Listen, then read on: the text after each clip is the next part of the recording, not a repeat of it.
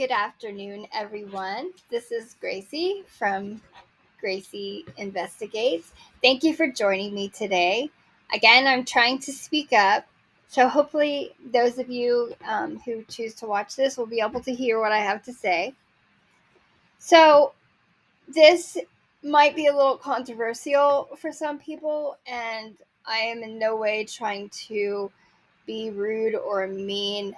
I'm kind of just more likely I'm just a realist and just trying to lay out the facts as they are, how I see them. And once again, I have to tell you this is just my opinion. So, I want to start off by with the King James Version Bible, 2 Timothy 1:7. For God hath not given us the spirit of fear, but of power and of love and of a sound mind. So clearly it says that God has given us a sound mind. So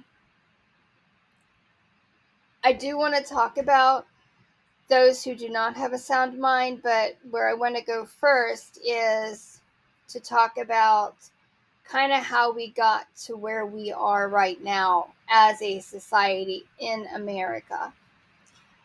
So, a long time ago, they had laws that they could sterilize people who were deemed mentally unfit to have children.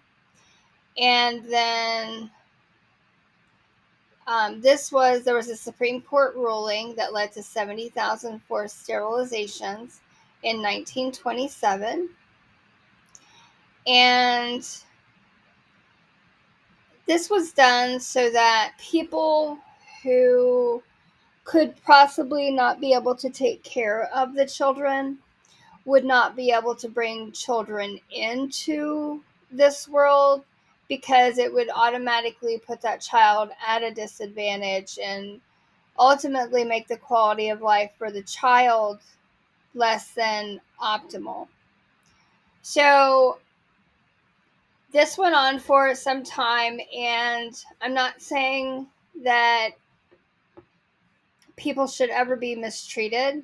And the way they used to do people who had mental health issues by like tying them, chaining them to walls and stuff like that is ludicrous. Okay, and I believe people need to be treated with care, love, and respect. So let me just say that first.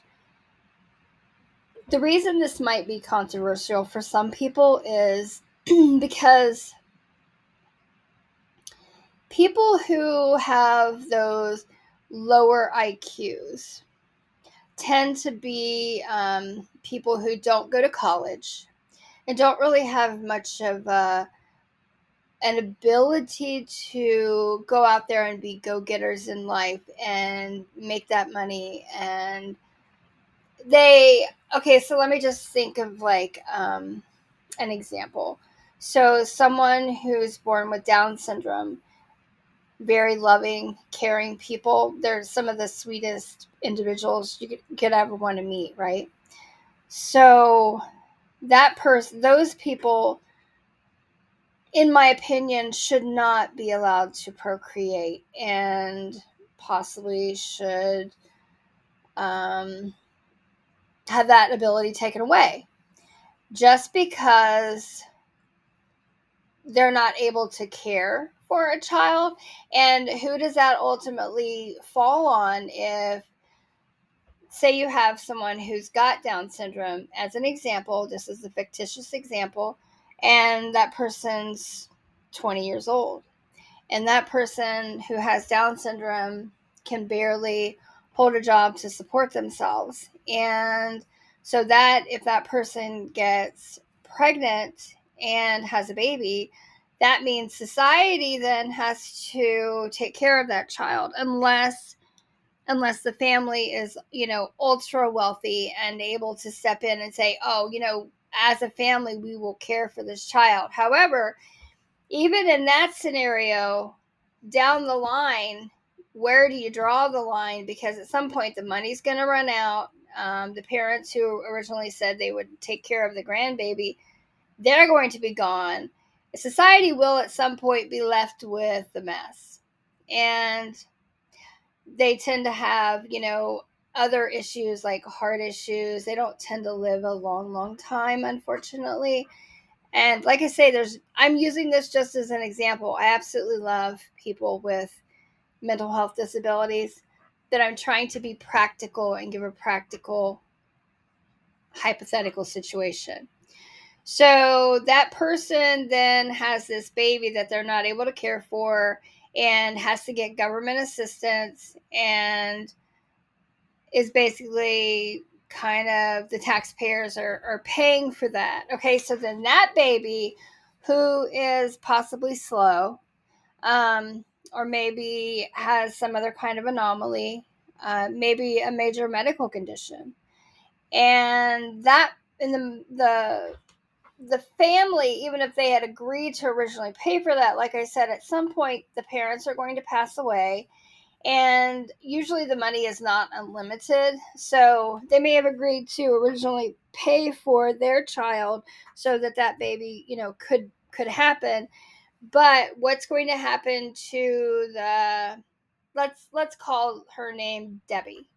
Debbie, the person with Down syndrome, had this baby, and now her parents are passed. She's 45 years old at this point, had the baby at 30. So the baby's like, a teenager. Well, if that baby with the medical issues and possibly mental health issues as far as like low IQ, if that baby is allowed to have children, and if that child is not baby, if that child is allowed to have children, then how many children could this child possibly have? Or this person is not really able to work to make enough. Debbie can't work and make enough money to pay for little Susan, who is now 16 and wants to date and accidentally gets pregnant. Well, then that baby is going to be, there's another burden on society.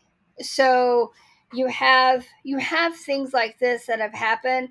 You also have women, and sometimes they tend to be of a certain ethnicity, that seem to want to have a lot of children as much as possible without having the same dad, or without having a dad in the picture at all.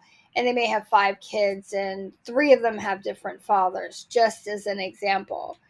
And this person, we'll call this person Sarah. So Sarah gets pregnant. Sarah is 23 years old. Sarah's got 5 children. Sarah may have been a product of rape as a child. She may have been a product of all kinds of stuff. So she's got mental health issues that preclude her from holding a job. So Sarah's got these 5 children and is unable to work. The government then has to step in and not only take care of Sarah, but has to take care of the 5 children. She gets like that WIC, like Women's Infants Children stuff, food stamps, free medical because Medicaid, right? So, okay, so then she's got 5 kids. So Sarah's got these 5 kids, and these 5 kids, let's fast forward that 18 years down the road. And Sarah's children, who have grown up in the system, not have the advantages of having like a great home life, of not really known a dad, they start having children. So say Sarah had a son whose name's maybe Josh, and Joshua starts, doing drugs. He gets a girl pregnant. He's not working. He's on drugs. And say Josh becomes suicidal. Josh is like, I can't deal with this. At this point, Josh is like 19 years old, unable to work, baby on the way. And Josh is like, what's the point of it all? So Josh winds up in a mental health facility that the government pays for because Josh is on Medicaid, has been his whole life. That's all he's known. he doesn't really have a chance in life because of his background, because of his upbringing. Say Josh has no close family. He's got a mom, and then the siblings, they're all basically destitute because they're living on food stamps. So say Sarah was a stay-at-home mom because she found it cheaper she'd have more money if she didn't work and let the government support her and her 5 children. Well, then, like I said, so then you've got Josh, who's now got a baby, and then all the other 4 kids, they're probably going to eventually have children, at least 2 or 3 of those, and they're going to have more children. And so you can see each generation that's going to get larger, and that's going to be more and more people having to rely on the system for various reasons. Either they're born into poverty and that's all they know, and they don't really have a chance in life.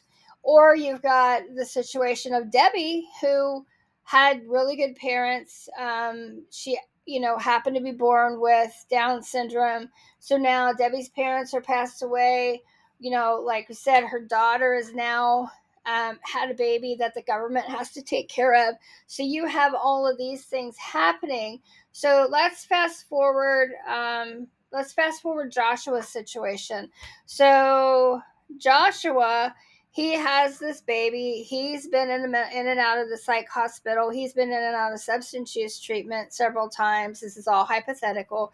So then Josh's 4-year-old child starts displaying these temper tantrums.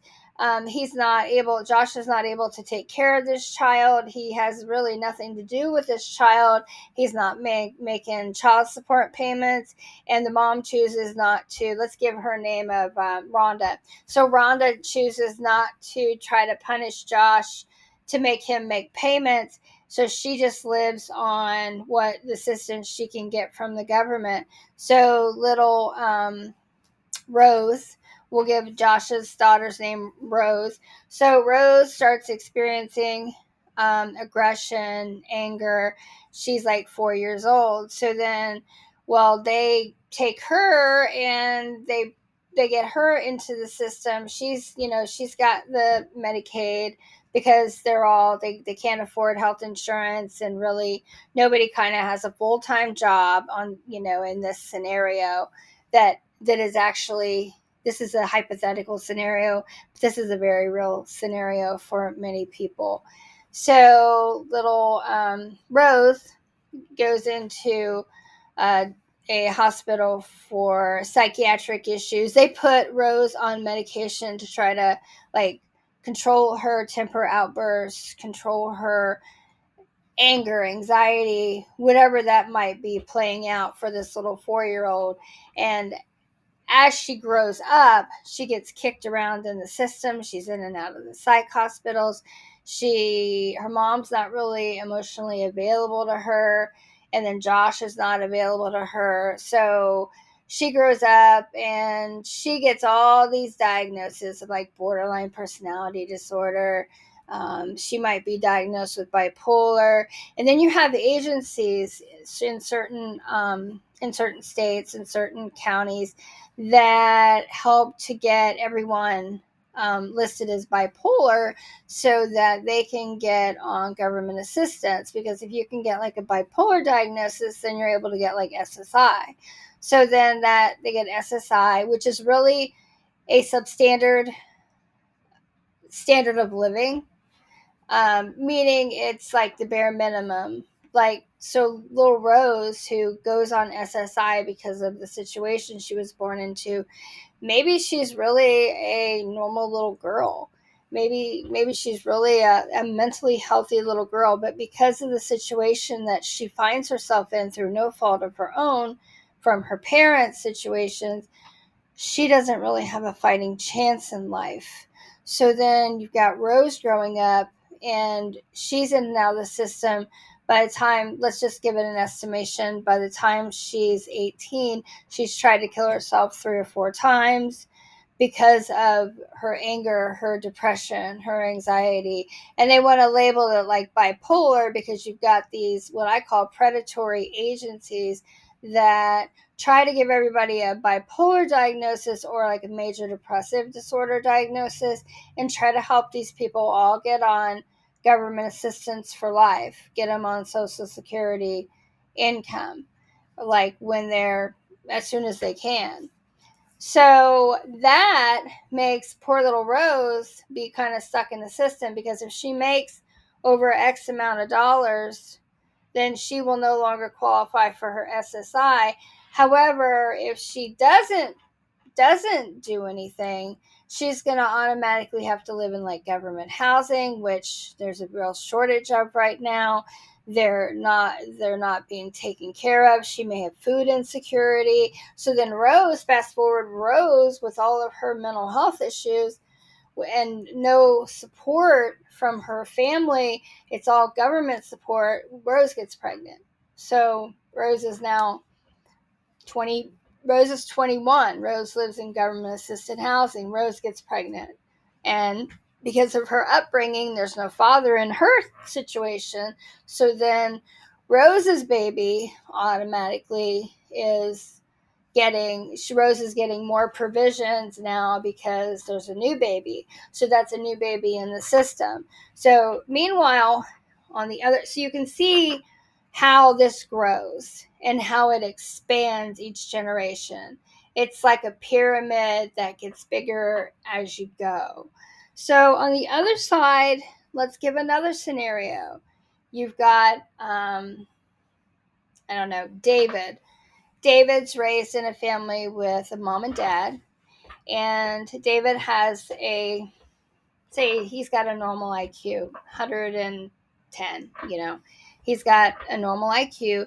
David wants to go to college, he's got a two-parent family, and, maybe mom's IQ is 105, maybe dad's is 112, so David happened to have like 110. So David goes to college and David gets a decent paying job. Say David wants to become an engineer. So David becomes some kind of engineer. So then David has to pay taxes. So those taxes have to not only cover what the government needs to run, but the taxes also have to be enough to cover for people who are allowed to have children indiscriminately. And he has to pay for people he doesn't even know their health care, when we have a system who allows people to have as many children as they want without doing anything about it. There's no penalty for this to happen. And so you can see how, say David has a sister. So, I don't know, Anne. So David has a sister named Anne, and same thing with Anne. Anne's valedictorian of her class. She's very bright. Anne goes to school to be a physician.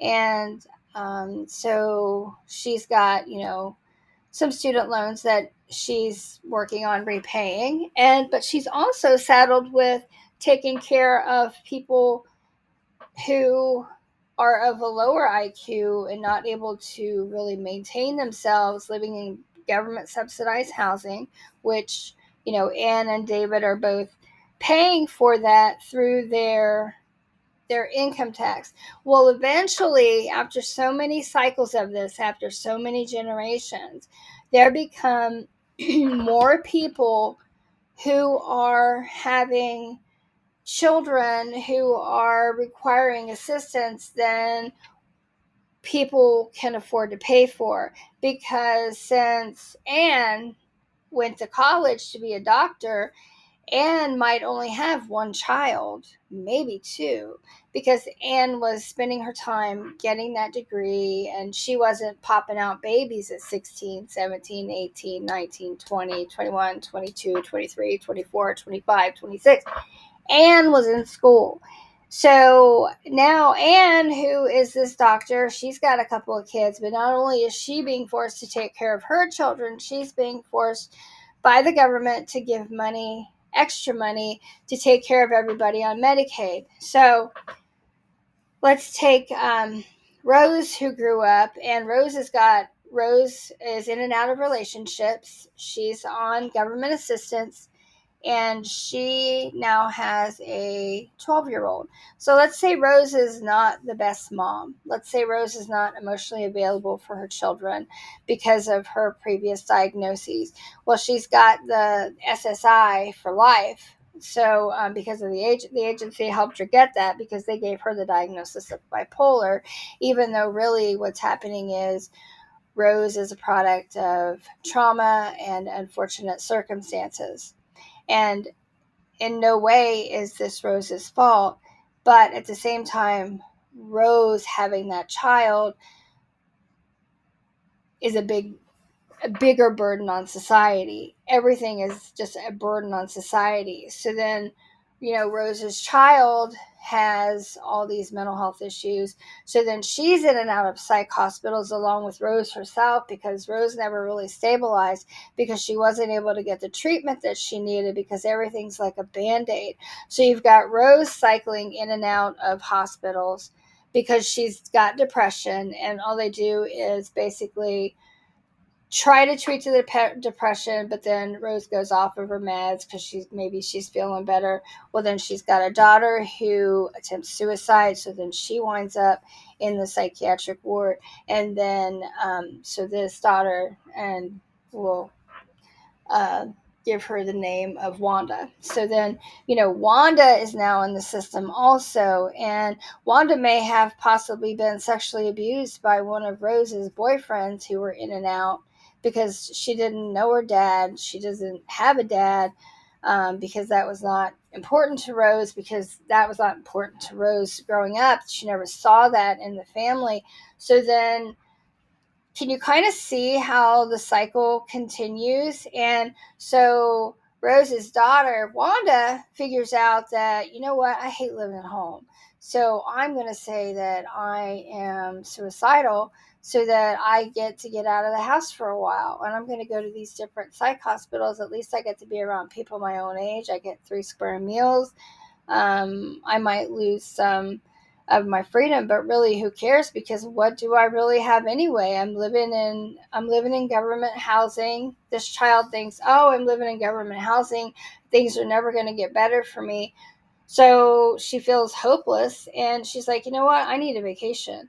Well, so she decides that she's going to tell everybody that she's suicidal so she can get out of there for a while. Well, Rose is feeling pretty upset. Rose doesn't like her situation either, and she can't afford a vacation. Living on government housing, you really can't afford a vacation because it's like, right, it's a poverty line basically. So, and she can't work because that would throw her over, and then she'd lose her benefits. And then she's got the agency who provides like a caseworker and this, that, and the other. So she tells the caseworker, oh, I'm feeling suicidal, so she does that. So then she gets to go stay in a hospital. And these people, some of these people treat the hospitals like their vacations. And they know that they can do that because all you have to say is like, oh, I'm suicidal, I'm going to hurt myself. And whether you mean it or not, it has no bearing. They'll most likely put someone on like a 72-hour hold and make them go to the psych hospital when really people want that anyway. And this plays out over and over and over. And that is part of the reason why healthcare is so expensive, because it's being majorly abused. But you can see how we got there. So back in like 1927, the Supreme Court voted 8-1 to uphold a state's right to forcibly sterilize a person considered unfit to procreate. So then you've got like fast forward to, I believe it was Nixon who signed the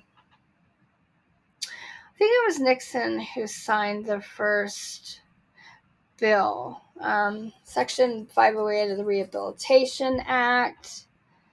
I believe I read where it was Nixon. So this was like the start in like 1973. And then So, the Rehabilitation Act requires affirmative action in employment by the federal government, by government contractors, and prohibits discrimination on the basis of disability in programs conducted by federal agencies and programs receiving federal financial assistance in federal employment and in the employment practices of federal contractors, which is great. I mean, nobody wants to see anyone who's here now, who's born and has any kind of a disability. No one wants to see them abused. Here it is. President Richard Nixon signed H.R. 8070 into law on September 26, 1973, after he had vetoed two previous versions. So this was like a part of it. And then you have like the Americans with Disabilities Act of 1990 amended, which gave more sweeping um, rights to people who have disabilities. And for anyone who has a disability, they deserve to be taken care of, and they shouldn't have to live near the poverty line. The problem is we have gotten, as a society, we've gotten to the point where so many people are living like this that it's a burden on those who are working to take care of all the people who are unable to work for whatever reason. And then you've got these predatory agencies in some areas, and they're like, oh, they know we can give everybody a diagnosis of bipolar disorder, whether they have it or not. And then we can get them to have SSI. And we've got case managers, we've got in house psychiatrists, we've got in house nurse practitioners, we've got in house counselors, we've got registered nurses. It's a one stop shop for these agencies. And so these agencies, they don't care. They've created a customer for life. They help them get, with the case managers, they help them try to get housing. And this housing is subpar a lot of times. Sometimes these people, they don't have heat in the winter. Um, I've seen a lot of things like this. This actually happens. This actually goes on. And they don't want to see their clients get better because then they would lose those clients.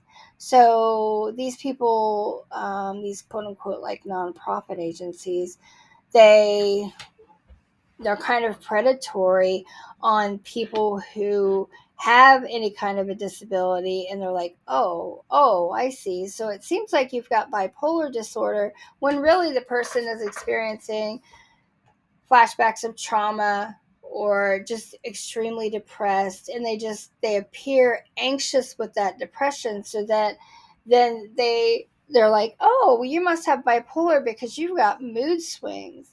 Well, if you didn't know where your next meal was coming from, you're always worried about getting kicked out. You've never had a vacation in your life. You've never had parents who loved you, who are capable of loving you. You see no way out of this. Most people would probably have mood swings too. Most people would probably feel very sad at times and very angry at times, and that can look like a mood swing.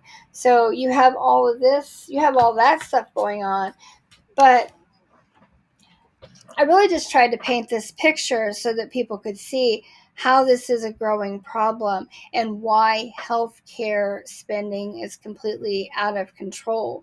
Because whenever these people in these situations, a lot of them feel like they need a vacation, they say, oh, I'm feeling suicidal. I'm going to go stay at the hospital for a week.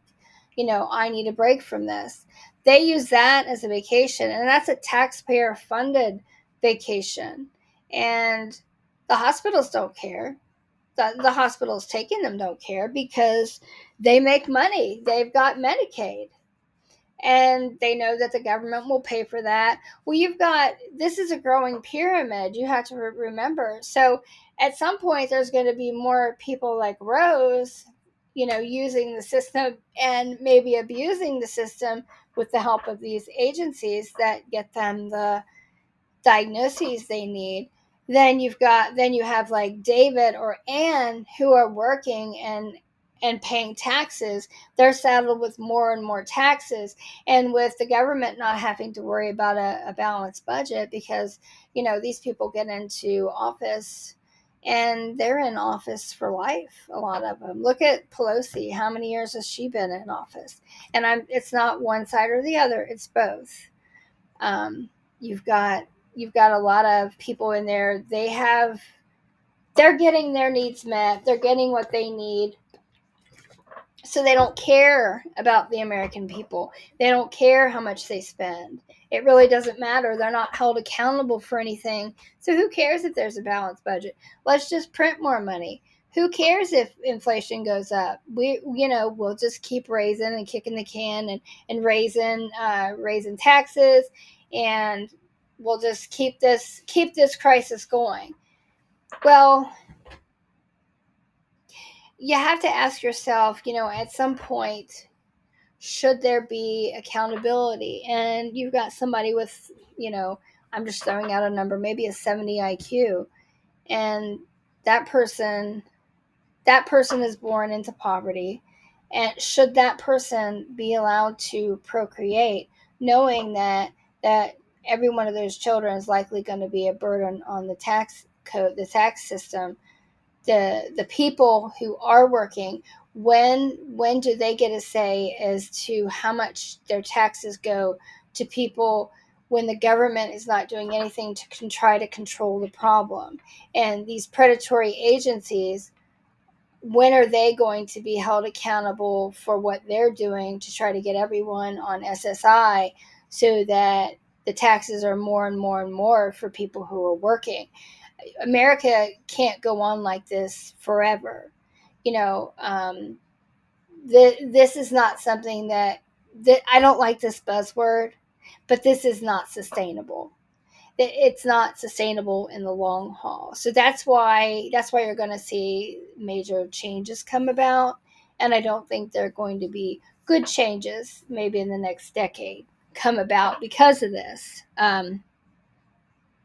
It's going to really destroy America. And I blame the agencies. I blame the government. I don't blame the children. I don't blame the people who aren't capable of making those decisions. But we really, as a people, we really need to stand up and be like, hey, as hard as this might seem, maybe somebody with a 70 IQ shouldn't be allowed to procreate. Don't sterilize them, but maybe do a tube tie. That would save that person from having children when they can't really take care of them, thereby eliminating, Anne and David from having to pay yet more taxes for this next generation, because it has to stop somewhere. And I don't think people really understand how much money goes to Medicaid and how much these people are actually costing the taxpayers, because when in fact they do need a vacation, rather than being like, David or Anne and saving up for a vacation, they're like, oh, the vacation to them is going and staying in the psych ward for a week or 2 weeks. And they do this like every 2 to 3 months, some of them. And this is like a planned thing. So you've got people who they have the wherewithal to know, oh, this is what I'm going to do because I don't want to work and better myself. And I can't give up my SSI payments. So my vacation is going to be at the psych ward. And then you've got these children who don't want to be at home for various reasons because, let's be frank, maybe mold is growing in the house because it's subsidized housing, and you've got these slumlords who don't take care of it. We've got children who are trapped in these situations with parents who really don't care. They've been in the system. They don't really care about their children. And this isn't everyone, okay? And this is just my opinion from what I've seen going on in the world. You've got these children who are miserable with these parents, and maybe you've got a child who happens to, have a more normal IQ and could actually have a life. But because they're in that situation and there's no one to help them out financially, no one to explain to them, hey, how about college for you, Tina? Would you like to go to college, Tina? Well, maybe Tina does want to go to college, but maybe her mom's like, well, why would you want to go to college when you could just, have kids, get a government apartment and don't do that. So then they don't have the backing, and there's really nobody in their corner, and you've got these agencies with these caseworkers that are like, oh yeah, why would you want to saddle yourself with debt when you could just live off the system, get your check, and then have children, and each child you have you get more money for. So it's a multifaceted problem, only because you've got these agencies, you've got the government. um, Medicaid is important, and Medicaid should be there for people who really, really need it. But when a woman has 5 kids and has there's no father in the picture, there's no one paying but the government to take care of the children, then I think that the American people should have a say in who can and can't reproduce, because they're the ones in fact paying the bill. It's not it's not the people enacting the laws who are paying it. They're forcing the tax people who pay in the taxes to pay it. They're raising taxes, and they can do whatever way they want. We've already determined that some people stay in office for decades. There's no accountability. They have no incentive to change anything. They don't care how much they run our country into the ground, because they know that it doesn't affect them. It doesn't affect their job. It affects the taxpayers. But unfortunately, as time goes on, you have more and more taxpayers who are kind of slow mentally or whatever, and they can't really figure it out, or they're like, "Oh, I don't want to do anything that might jeopardize my free money." So then you have these agencies also advertising, "Oh, vote for X, vote for Y, because X or Y, they're going to be the ones to keep your benefits rolling," which really, it's for the agency, because these people are living in poverty, utter poverty. And the children that's growing up in utter poverty, they don't know any better. And it's a shame that we put these children in these situations, and there's really no one to love or care for them or to look out for their best interest. And we have so much of this right now that in my opinion, it's abuse. In my opinion, it's child abuse for children to have to live in these conditions with parents who are either strung out on drugs or mentally unstable, because some of them are in fact mentally unstable. Some of them really do have these diagnoses, but a lot of it goes back to trauma. But in order for the government to be able to get in order for these agencies to be able to get the government to approve disability for life, you have to have like bipolar or major depressive disorder to be able to qualify for these services. So it's to their benefit to keep these clients mentally unwell, and it's just a revolving door, and it's barely enough care to sustain these people. It's not really enough to help them or to help anybody advance or improve. It's just to keep their client flow moving, if that makes sense. I hope that I've given enough of an example to kind of lay out what's happening and why. Part of the reason why healthcare is so expensive, because instead of like Anne or David, who save up for a trip to take a vacation, the people who are living on like Medicaid and SSI and have got like a bipolar diagnosis, and they know what to say to get hospitalized, even if they're not really that, feeling suicidal. They know what to say to get hospitalized so that they can get that taxpayer paid vacation, which makes Ann and David's taxes go up next year. So decreases their quality of life, because then they have to decide, oh, do we cut out a vacation and maybe go one every other year now to a vacation? Because now we've got so many people, and now you've got the young people who are like, under 30, a lot of them don't want to work, don't want to do the rat race. They don't want to work and earn their way, move up the rung of the ladder. And, sometimes you really can't blame them. And then you've got corporations that don't care about people. And you've got so what we really have is basically a society of the ultra rich, and we've got a society of the ultra poor, and then you've got a lower society of like the lower, what I would call like the lower middle class, the middle class, that are like paying for everything because the ultra rich have these tax loopholes to where they don't have to pay as much, and it's the people in the middle who are funneling their money down to pay for people who don't work, and then ultimately they're funneling their money up to the people who don't have to pay taxes. The ultra rich don't pay as much taxes as like the middle income earners. They're the ones being squeezed the most. And once that middle class is gone, then it's not going to be good what ultimately happens to the lower class and the people I've been speaking about, which there are many of them.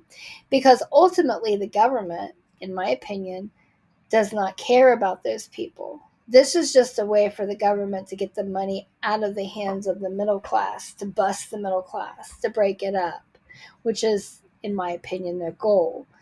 And then who knows? I'm not going to go too far into speculating what might happen to the people who are living on government assistance. I think we're already starting to see that when we see like the dollar stores and stuff closing, because some of those people depend on that for food.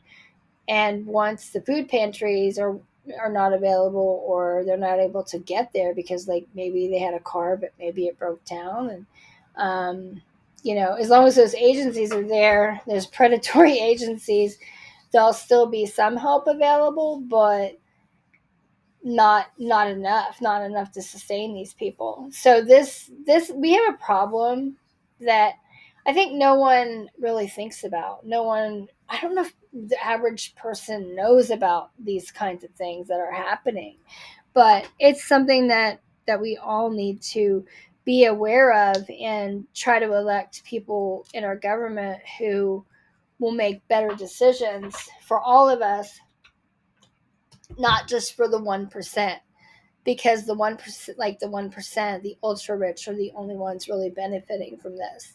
Everybody on down are not benefiting from this. And what's incredibly heartbreaking is to see a child being brought up in, let's just use the example of like a mobile home that they're renting, and it's a slumlord, and this person cares nothing, the slumlord cares nothing about the people living there. And although the mom, and maybe the live-in boyfriend couldn't care less the condition of the trailer, mobile home, whatever, but the child has to live there too. And say it springs a leak in the roof, and the child, then has to sleep like on the couch. Well, they're stay up to like 2 in the morning. So then, the parents stay up to like 2 in the morning because no one in the house works. So this is what the child grows up around. This is what the child sees.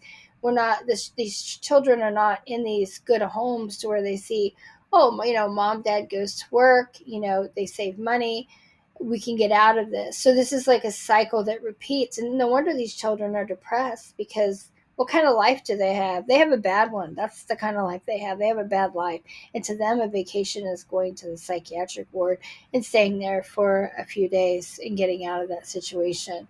But society as a whole, I think I think society does care, but I don't think society as a whole knows that this is really going on to the extent that it is in fact going on.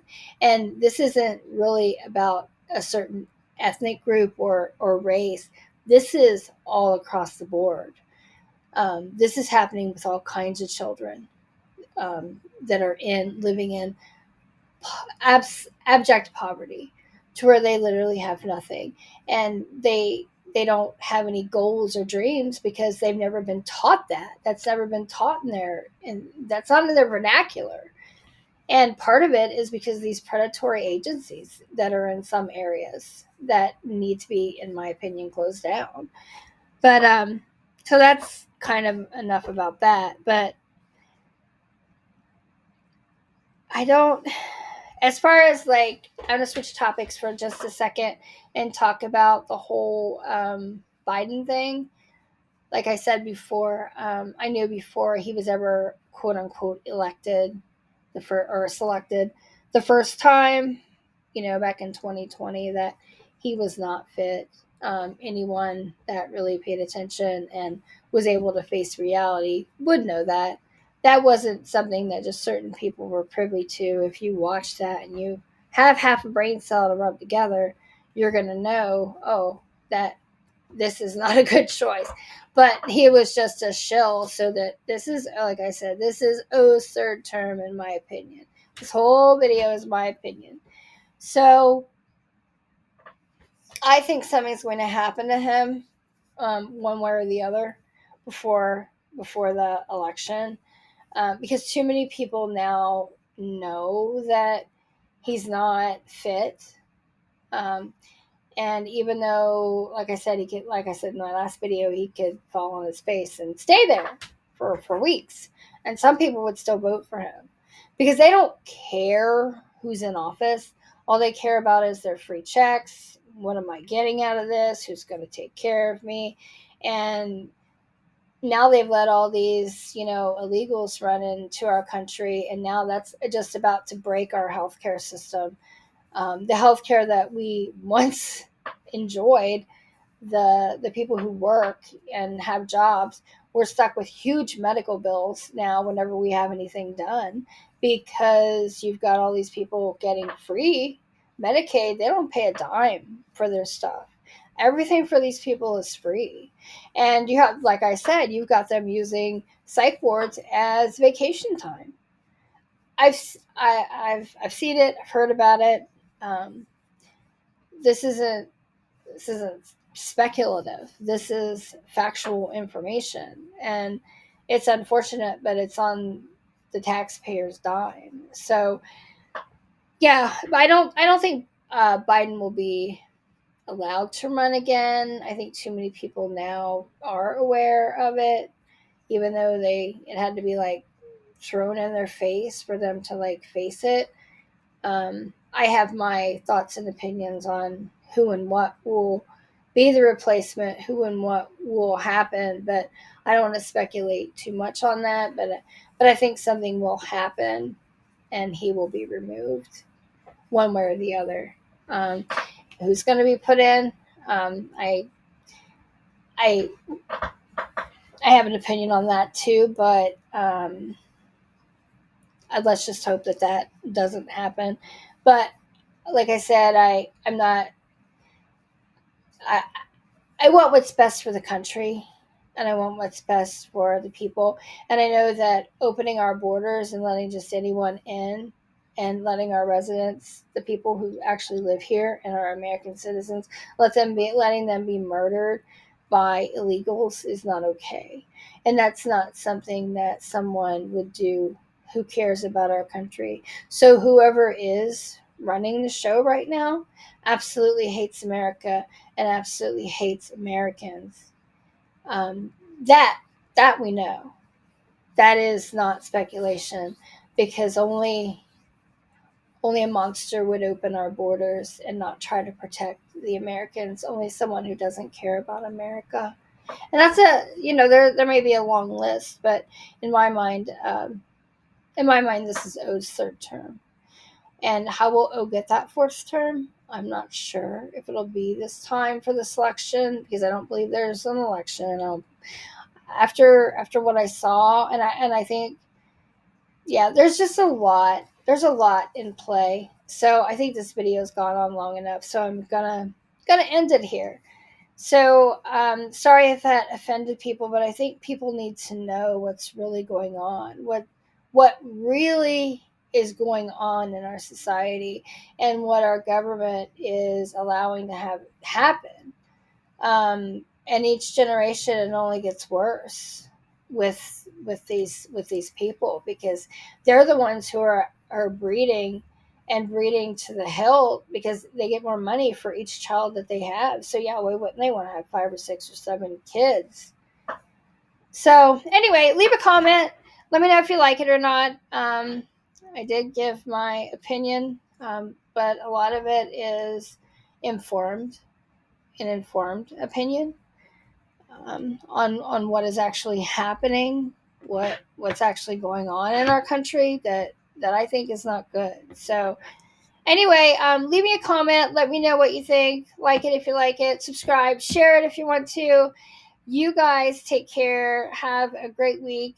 And remember, there are no coincidences. Until next time, take care, guys. Bye.